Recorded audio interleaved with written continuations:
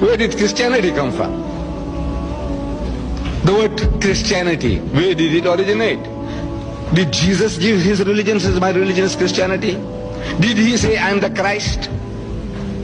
If you know that Christ is a Greek translation of the Hebrew word Messiah.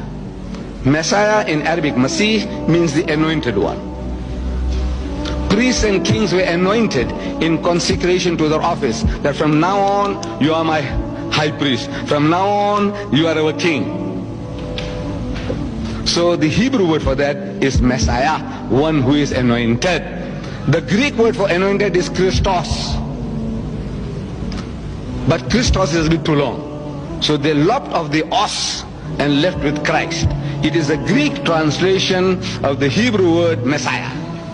Jesus never heard the term. He didn't hear the word Christ in his lifetime. Believe me. He didn't hear the word Christianity in his lifetime.